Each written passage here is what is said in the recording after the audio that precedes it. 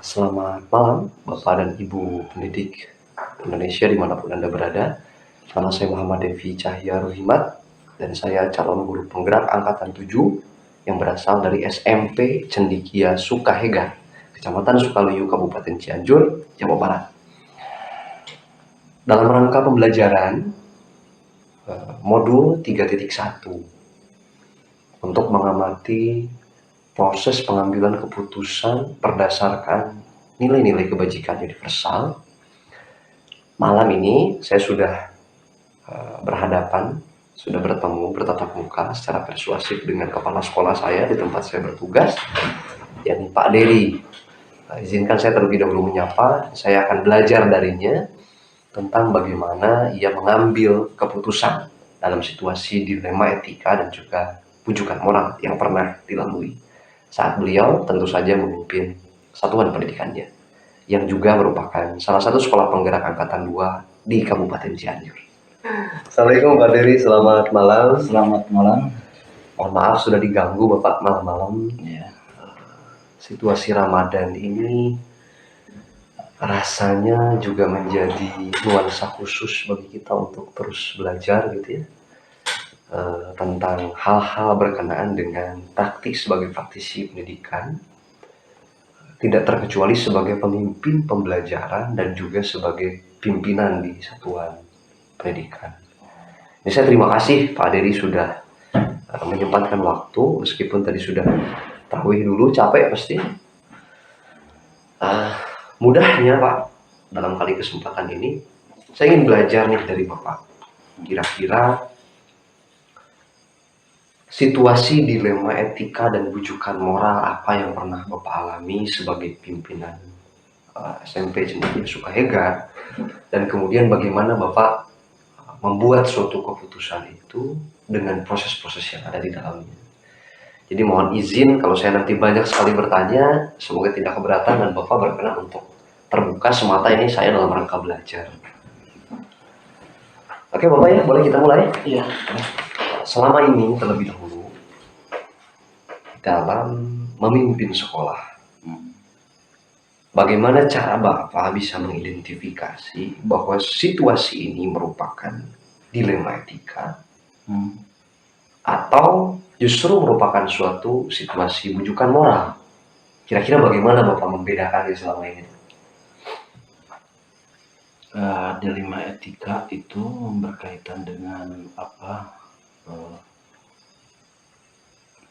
yang sama-sama benar, yang kita harus mengambil satu keputusan,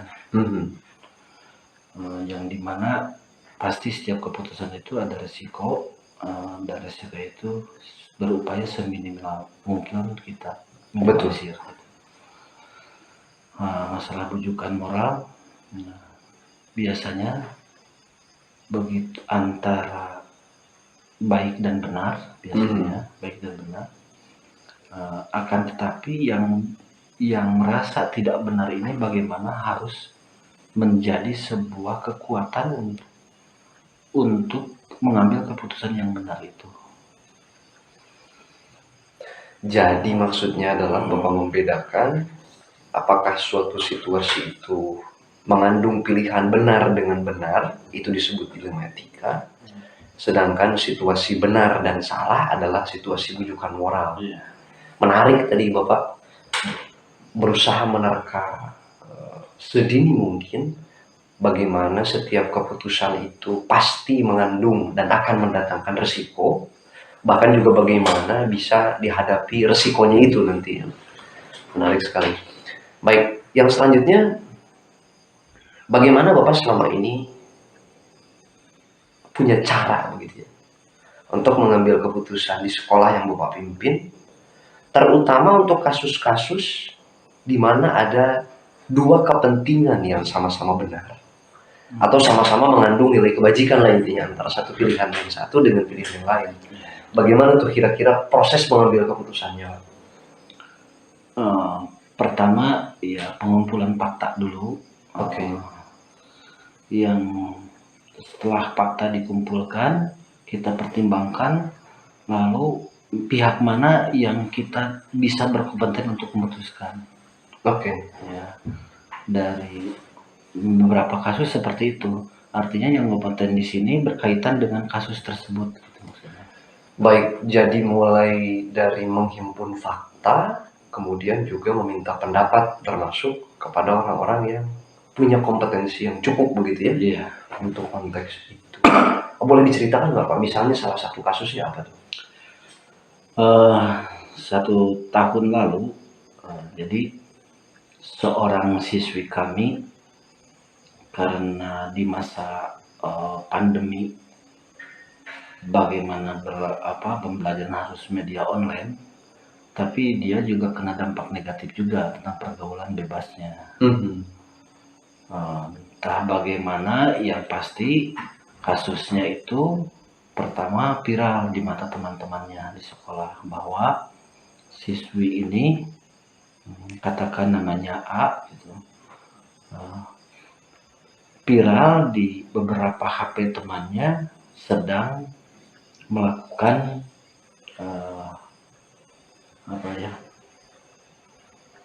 video pornografi lah, lebih gitu, pornografi. Tapi ini bukan melakukan pornografi, tapi ini melakukan video secara online pornografi dengan lawan jenis. Oke. Mohon maaf, jadi murid melakukan kegiatan asusila begitu? Kalau asusila, ya bisa disebut asusila ya. Oke, dan itu terekam dalam video? Dalam video itu tersebar di handphone teman-temannya. Teman-teman. Sudah ke media sosial atau? Yang saya lihat di teman-temannya belum, hanya di save begitu. Oke. Di save seperti itu. Dan waktu itu bagaimana seorang kurikulum, bagaimana seorang wali kelas menghadap ke saya, keputusannya Pak ini harus karena lebih nama baik sekolahnya harus dikeluarkan. Baik, jadi guru menyarankan supaya murid tersebut dikeluarkan. Oke. Dalam satu rapat bukan tentang itu, guru kedua kalinya menyarankan semuanya harus dikeluarkan. Semuanya dalam guru mapel, guru semuanya. Oke. Karena ini menyangkut nama baik sekolah, citra sekolah. Iya. Akan tetapi saya masih teringat ada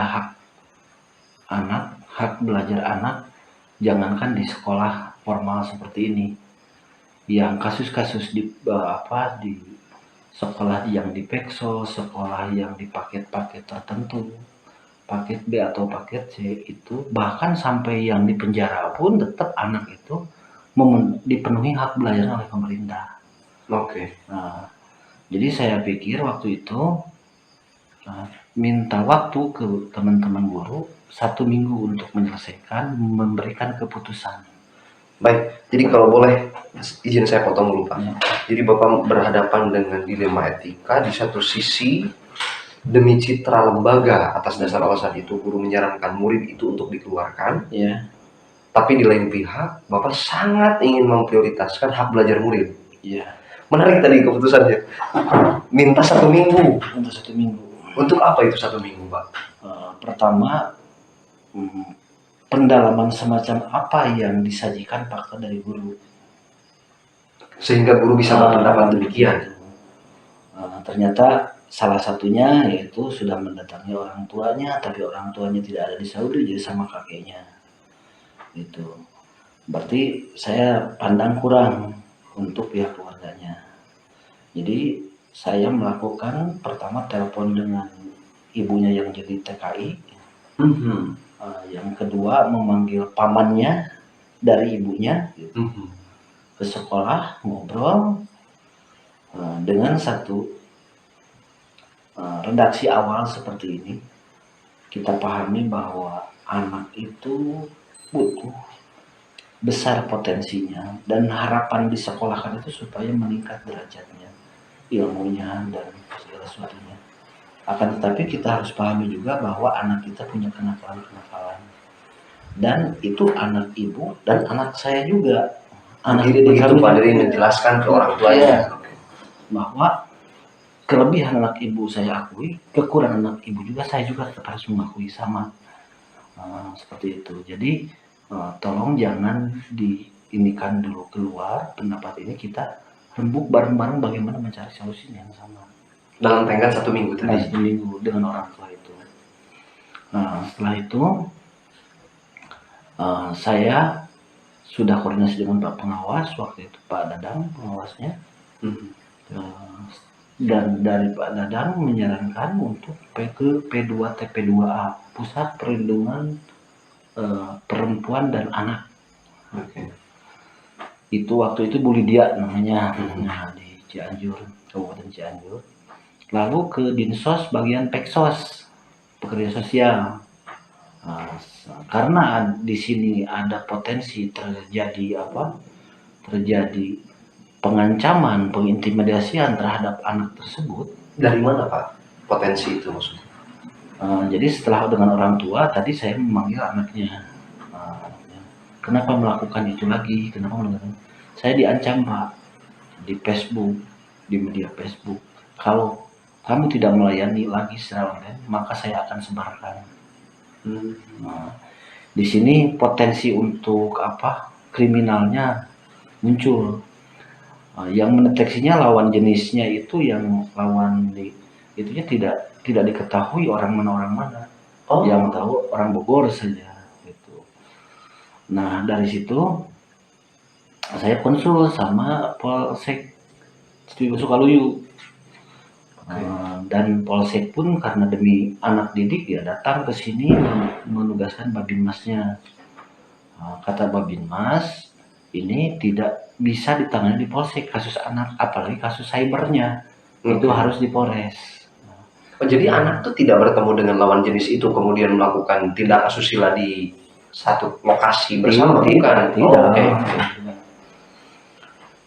Jadi untuk itu saya langkah pertama waktu itu di operasi HP sekitar, murid-murid di sekitar yang ada dihapus, dan bukti-bukti yang cukup saya bekali untuk melaporkan ke pihak Kapolres.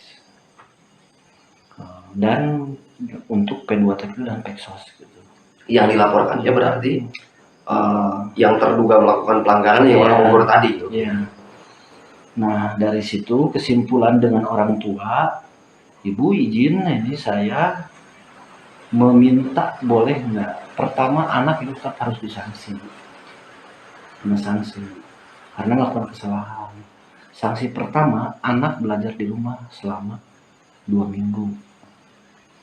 Dan karena berdekatan dengan saudaranya, yaitu saudaranya beda rumah gitu maksudnya, ditugaskan apa yang menjadi catatan di sekolah setiap hari harus dicatat ulang dan harus disetorkan, dititipkan lagi ke temannya ke sini.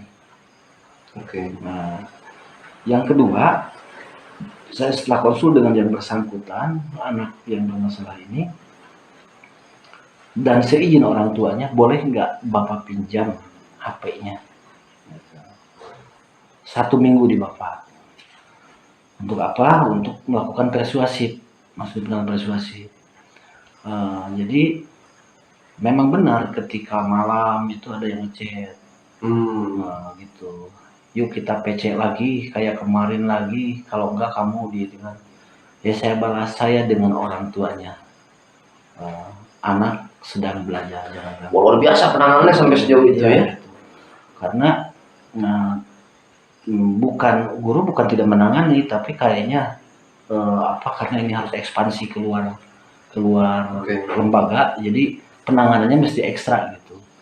Jadi itu pun chat dari lawan Facebook yang mengintimidasi itu saya screenshot dan jadikan bahan laporan gitu. Selain video yang tersebar tadi. Oke. Ya. Supaya anak tidak hanya dihakimi tiba-tiba dia berlaku seperti itu, mungkin maksud Bapak. Iya. Tapi juga terungkap apa motif di balik itu ya. Iya. Akhirnya keputusan yang diambil saat itu gimana Pak? Setelah 1 minggu. 1 minggu saya konsul dengan P2 TP2A, sama ternyata Pak, yang harus dikedepankan Bapak itu hak belajar anak. Ya, Jadi apapun keputusan Bapak ke depannya, kalau mesti dipindahkan kepada sekolah yang menangani masalah itu.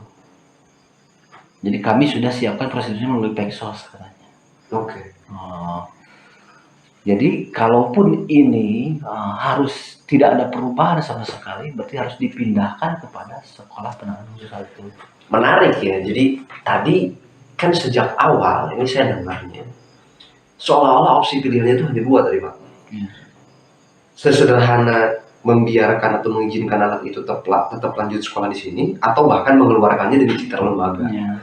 Tapi kemudian setelah bahasa Bapak tadi ekspansi, menggali ya, berbagai macam saran, bahkan juga petunjuk dari pihak-pihak yang terkait, ternyata muncul juga tadi opsi yang ketiga sebetulnya. Dan yang paling hebat, jujur saya apresiasi. Bagaimana di tengah situasi banyak pihak yang kemudian menyalahkan atau lekas memaksa Bapak ambil keputusan, justru di situ Bapak masih tetap berupaya untuk merawat anak supaya tetap memperoleh hak belajarnya tadi. Dia dia disanksi dengan cara belajarnya di rumah, tidak ke sekolah, tapi dia tetap memperoleh akses belajar dengan cara belajar lagi dari teman yang belajar di sekolah selama 2 minggu itu tadi. Luar biasa. Waktu itu jadi saya mengambil keputusannya tidak dalam waktu ke5 hari itu mengidentifikasi bagaimana kemauan anak tentang belajar. Ternyata apa yang di-PR-kan oleh gurunya, apa yang dikerjakan, ditugaskan di sekolah, tetap semuanya dipenuhi sama anak itu. Oke. Itu 1 minggu pertama, bahkan 5 hari. Jadi Bapak masih melihat dia punya keinginan untuk tetap belajar. Iya, itu satu. Yang kedua, masalah guru. Ya kita hormati guru-guru itu karena mungkin loyalitas, karena kecintaan terhadap lembaga, dia sangat memutuskan harus dikeluarkan. Itu pun demi nama baik lembaga. Yeah. Akan tapi waktu itu karena saya kebetulan baru lolos sekolah penggerak. Lalu apa bedanya sekolah kita dengan sekolah penggerak? Kan sekolah penggerak Merdeka Belajar itu berpihak pada anak. Oke, citra kita terancam dalam sisi ini. Akan tetapi kita bisa minimalisir. Kita bisa laporkan tentang kalau ini berlanjut, kita laporkan ke pihak cyber. Dan berarti Bapak sudah terpikirkan hal itu sejak meng-capture tadi pesan-pesan yang dikirimkan oleh dalam tanda petik pihak ketiga ya yang memaksa si anak melakukan itu sebagai suatu bukti bahwa anak ini bukan atas dasar dirinya sendiri tiba-tiba melakukan seperti itu gitu ya. Oke, itu cara untuk meminimalisir risiko supaya kemudian anak tidak lantas terhukum dengan perundungan secara sosial gitu ya. Oke. Jadi langkah berikutnya saya rapat khusus dengan guru masalah itu. Begini petunjuk dari P2 TP2, begini petunjuk dari Kapolres, begini. Jadi intinya dan hasil analisa saya masih punya kemauan besar untuk belajar di kita. Gitu. Nah setelah itu baru tidak main-main ini penyelesaiannya sampai minta 2 jam per kelas saya untuk memberikan motivasi dorongan terhadap teman-temannya dari kelas 7, 8, 9 kan sudah terjadi bullying sebenarnya ke yang besar anak tersebut dari teman-temannya bahkan lintas kelas ya. Lintas kelas. Okay. Waktu itu beliau kelas 8 dari kelas 7 dari 8 dan 9. Jadi anak sudah menyendiri dan sebagainya merasakan ini. Jadi saya ibaratkan pada anak-anak ya ketika ada sahabat kita yang mau masuk jurang kita baiknya tepuk tangan atau ikut mendorong biar jatuh atau baiknya bagaimana harus tetap kita pegang erat ya. Jadi Bapak bertanya untuk memancing kesadaran sosial emosional anak-anak. Oke, menarik ini. Nah jadi penyelesaiannya dengan guru bahwa saya paham langkah-langkah Bapak sudah luar biasa, akan tetapi kita sebagai sekolah penggerak juga diamanahi bagaimana berundang-undang perlindungan anak. Bagaimana tidak ada perundungan. Masalah kok ini sih ada bullying, ada yang dikeluarkan bukan penyelesaian menurut saya. Dan mohon maaf, di situ Bapak bahkan berani mempertaruhkan citra sekolah ya untuk membela Hmm. hak belajar murid. Nah, masalah citra sekolah, saya senang lagi sama almarhum Pak Sulaiman Juhdi. Pak itu Siapa itu Pak? beliau itu pengawas SMK, tapi beliau juga sebagai PJP penanggung jawab program SMP Cerdas Atap Sumber Cianjur. Nah, dia selalu mengungkapkan syaratnya berdiri sekolah itu sebenarnya cuma 3. Ada kurikulum, ada guru, dan ada murid. Masalah dia mau belajar di bawah pohon bambu, masalah mau di tengah sawah, masalah tidak jadi masalah. Jadi Pikirannya sangat substansial sekali. Dan ketika itu saya teringat, mengapa harus diadakan SMP Cerdas Atap? Kan sekolah-sekolah yang high class juga udah banyak. Maksud high class gimana Pak? Saya bertanya waktu itu ke Pak Sulaiman Juhdi. Ya misalnya masuk ke SMP favorit namanya, SMP favorit aja namanya. NEM-nya atau nilai ujiannya harus sekian ke atas, lalu lulus tes. Bagus nggak ya? Bagus menurut saya. Tapi apakah negara membedakan hak belajar si pintar kategori itu dan si belum pintar yang kategori di bawah? Pernyataan Bapak ini membuat saya jadi ingat pernyataan Suhokdi. Apa yang lebih kejam gitu katanya dari memberikan pendidikan untuk sebagian anak dan mengabaikan pendidikan untuk anak lainnya. Wah, keren ini Pak. Baik Pak Dewi, tadi saya melihat banyak sekali upaya proses begitu ya untuk sampai akhirnya benar-benar bisa yakin untuk ambil satu keputusan. Menarik ya tadi kasus anak. Dari situ juga saya melihat Bapak punya langkah-langkah dan prosedur yang sangat hati-hati meskipun dalam situasi yang sulit begitu ya, untuk apalagi yang berkaitan dengan murid. Nah, selain daripada kasus itu Pak, misalnya dalam konteks dilema etika yang lain, apakah ada kiat-kiat, langkah atau prosedur khusus yang biasanya Bapak lakukan selama ini untuk memecahkan satu masalah misalnya? Selain daripada tadi ada mengumpulkan fakta terkait ya, kemudian juga menguji ini benar atau salah menurut hukum, ini berpihak pada murid atau tidak gitu ya. Selain daripada itu tadi, apakah ada langkah atau prosedur yang lain? Saya kira bukan hanya pengumpulan fakta, tapi secara diagnosanya, pendekatannya, mana yang mesti diselesaikan oleh kepala sekolah, mana yang mesti selesai di hadapan wali kelas, mana yang selesai di hadapan wakil kepala sekolah. Ya, jadi bukan mas tidak mau tahu, ini proses pendewasaan semua. Bapak memastikan supaya seluruh warga sekolah, terutama guru dan tenaga kependidikannya, punya peran. Punya peran. Artinya maksud Bapak, dalam ambil satu keputusan bagi sekolah itu tidak mesti semuanya juga oleh kepala sekolah, tetapi justru harus melalui kontribusi dari seluruh warga sekolah. Oke, itu langkah dan prosedur yang cukup unik ya. Lalu hal-hal apa saja yang Bapak selama ini anggap efektif nih? Ini tepat nih prosesnya ini tuh dalam mengambil satu keputusan. Ketika ada dalam situasi dilema etika, kira-kira apa yang bisa dianggap efektif tadi? Kalau boleh dipilih dari sekian proses tahapan dan pengujian tadi misalnya, apa yang kira-kira dianggap paling efektif? Paling tepat untuk menjadi dasar begitu ambil satu keputusan. Satu keputusan itu bisa melalui musyawarah, di mana memang masalahnya itu tumbuh dari dalam. Akan tetapi ketika ada instruksi, misal salah satu instruksi itu diantaranya ANPK, itu kan nasional. Itu yang jadi masalahnya di internal kita justru. Itu bukan mesti musyawarah, tapi harus kita benar-benar mensosialisasikan, mengupgrade, Baik. dan bagaimana harus mengikuti.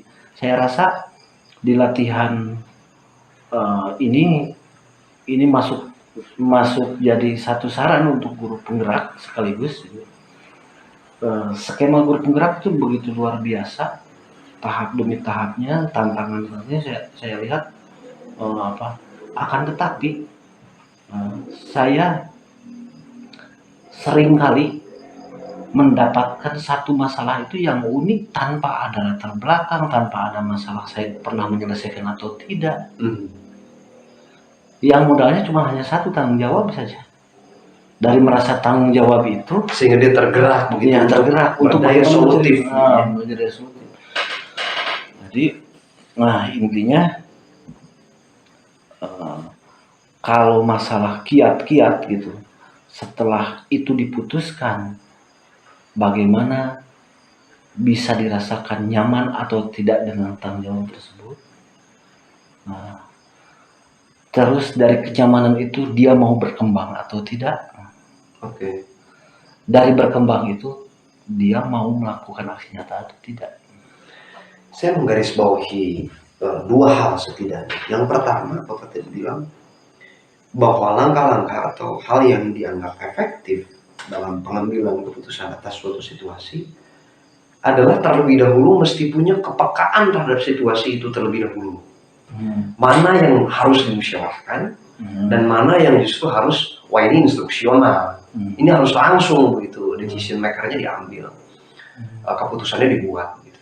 Dan ya menarik juga tadi umpan balik dari Bapak, betul ya, kadangkala kita tidak punya cukup teori dan latar belakang yang memadai gitu ya untuk tiba-tiba ambil keputusan dengan seyakin-yakinnya.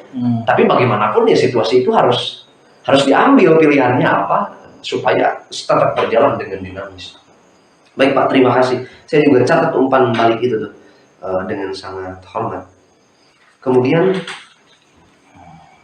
selain daripada langkah tadi, apa yang juga dianggap sebagai kunci efektivitas dalam pengambilan keputusan, apakah ada tantangan khusus dalam proses pengambilan keputusan yang selama ini Bapak alami, tentu saja dalam konteks dilema etika?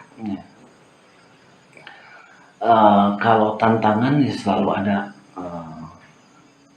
Misalnya kita menyelesaikan tentang urusan dilema etika, misalnya kasusnya yang di hadapan kita yang baru tahu muncul mempermasalahkan masalah yang lain. Itu satu kefokusan kefokusan topik juga. Oke. Itu satu. Oke. Karena agendanya juga tidak selalu terencana begitu ya datangnya masalah. Ini kan masalah itu bukan hal terjadwal, bukan gitu. Terus yang kedua, bagaimana tapi yang tadi bermasalah itu harus jadi gimmick buat saya. Harus jadi dia larut kepada masalah yang difokuskan tadi. Terus, jadi maksudnya dalam ketumpang tindihan permasalahan dalam satu waktu kita anggap dia harus selalu tetap dalam masalah itu. Tapi dengan mendorong pendekatan andragogi potensinya gitu. Kalau kepada guru atau kepada guru ya. Kepada orang tua pun sama seperti itu. Jadi tantangannya ya betul Pak ya. Masalah kan tidak terjadwal gitu ya, bisa datang beriringan terus menerus tumpuk menumpuk. Baik Pak, terima kasih. Ke pertanyaan berikutnya, apakah ada jadwal tertentu? Misalnya Bapak punya saya 6 hari ke sekolah, artinya setiap hari ke sekolah pembelajaran efektif. Kemudian setiap hari Bapak ambil keputusan, atau justru 1 minggu sekali itu ditumpuk dulu setiap persoalan kemudian diputuskan semuanya sekaligus ketika Bapak datang ke sekolah, atau bagaimana? Khusus masalah dilema etika, saya tampung itu setiap hari Senin. Oke. Dan diputuskan itu minggu depannya. Jadi tidak gegabah ketika mendengar keluhan si A langsung diputuskan, enggak juga. Nah, saya klarifikasi dulu. Ini biasanya terutama masalah guru ini, masalah guru. Iya. Jadi tidak satu arah komunikasinya. Kalau dijadwalkan untuk penanganan kasus, tadi kembali lagi kasusnya harus diselesaikan oleh sosok wali kelas. Jadi kita cuman mendorong wali kelas harus bisa datang ke orang tuanya, menyampaikan informasi dengan baik, gitu. Menyampaikan pilihan dengan baik, gitu. Wali kelas. Jadi kita cuman bisa mendorong wali kelas. Jadi ada mekanisme yang sebetulnya Bapak tetapkan, paling tidak dari sisi range waktu urusannya gitu. Senin dan minggu depannya, Ya, gitu. supaya tidak tergesa-gesa, Ya. tidak terpancing situasi. Ya, gitu ya. Ada banyak tahap dan prosedur. Wah, baik, ilmu ini luar biasa Pak. Berikutnya, apakah ada faktor atau pihak yang selama ini mempermudah atau membantu itu Bapak dalam proses mengambil keputusan sehingga Bapak percaya diri, oh ini tepat nih keputusannya begitu, dengan keberadaan mereka atau faktor-faktor? Banyak sekali, tapi di internal khususnya bagaimana kebijakan pendidikan, bagaimana role model pembelajaran hari ini, saya lebih banyak belajar selain dari program sekolah penggerak melalui PKP, teman-teman gurunya, jadi dari guru penggerak justru menambah Satu kehormatan. Jadi menambah satu kalau istilah di saya itu selalu diterapkan pada guru, ya kita ubah bahwa guru itu seorang kamus berjalan, guru itu sumber pengetahuan. Kita saja belajar hari ini dengan guru penggerak angkatan 6. Itu kan modelnya bagaimana mempunyai karya-karya dalam video TikTok, IG atau Facebook. Nah, saya belajar dari anak-anak bagaimana ngedit video hari ini. Ya, Bapak tidak sungkan mempelajari perubahan, bahkan larut dengan perubahan itu ya. Jadi bergeser bahwa dari tadi pusat ilmu pengetahuan menjadi seorang fasilitator, tugasnya mendorong guru. Bahkan mesti harus belajar di anak. Kalau kita nggak gengsi, anak juga bakal lebih dekat sama kita. Nah, ini saya pikir keputusan yang sangat didasari kebijaksanaan ya seorang pemimpin, Pak. Luar biasa ini Pak Desi. Baik Pak, saya tiba ke pertanyaan yang terakhir nih. Kalau di panduan ini yang terakhir, bisa diperpanjang, bisa diperpendek tergantung gitu.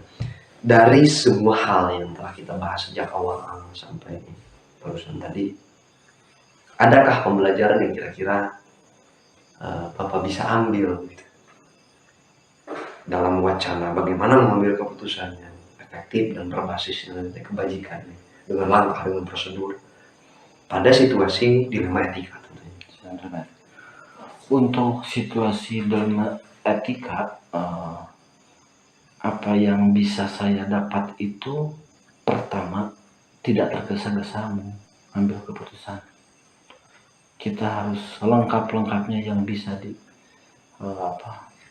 bisa dikoordinasikan, bisa konsul. Jadi tadi tahap ke Polres juga tahap konsul, bukan laporan. Ya, kalau ini berlanjut ya Polres bakal bertindak. Fakta udah kuat banyak gitu. Itu baru tahap konsul, kita ke P2 TP2 kita konsul sama ke Peksus konsul.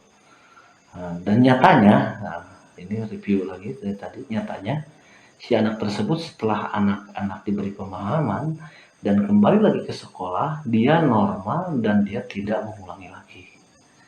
Artinya kemenangan bukan milik saya, milik semua guru, milik guru yang memaafkan, teman-temannya yang merubah arah